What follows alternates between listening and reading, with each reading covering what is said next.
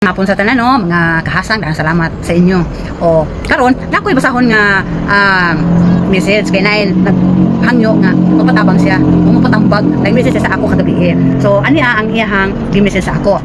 Tabangi ko unsaon pagsulbad sa akong problema, di ko kontento sa akong bana. Gusto ko every month na ako'y bago, na po di ko ganahan og mag-focus og isa, gusto nako daghan. Wala ko kasabot na unsa nako. Okay, ani ang akong ikatambag kanimo. Una, naa kay self-reflection.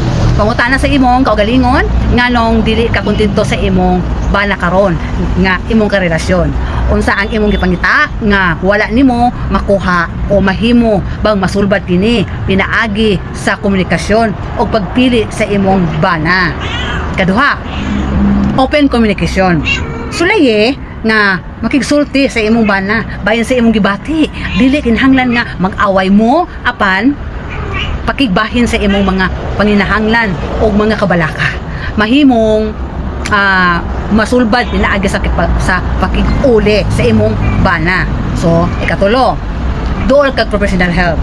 Konsulta sa usa ka therapist o counselor, mahimo nilang matabangan ka nga masabta ng imong mga gibati o makakita o maayong mga paagi pag-atubang niini.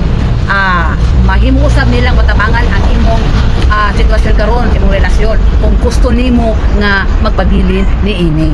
Okay, ikaupat, then evaluate your desires.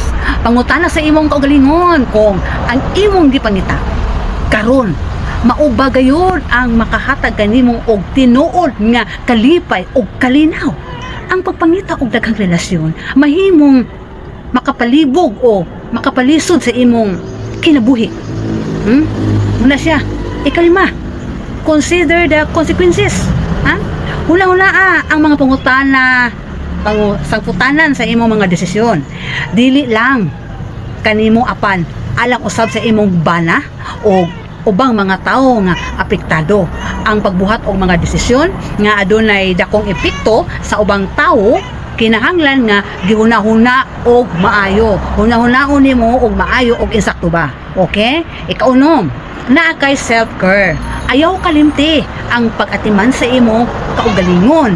Pangita og mga kalihukan nga makalipay og makapahupay kanimo. Mahimo nga ang imong kagustuhan nga adunay daghang relasyon resulta sa ubang mga isyu nga kinahanglan nimo nga atubangon.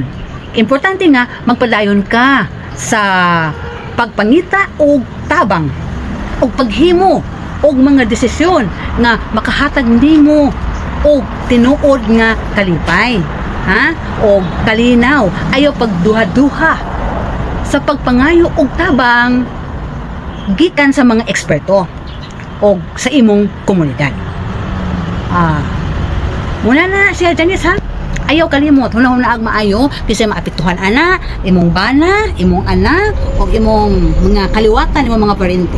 O kana ra gyud ang akong advice sa imo ha. Hinaot nga imo ako karong nadungog o nakita. Okay, daghang salamat.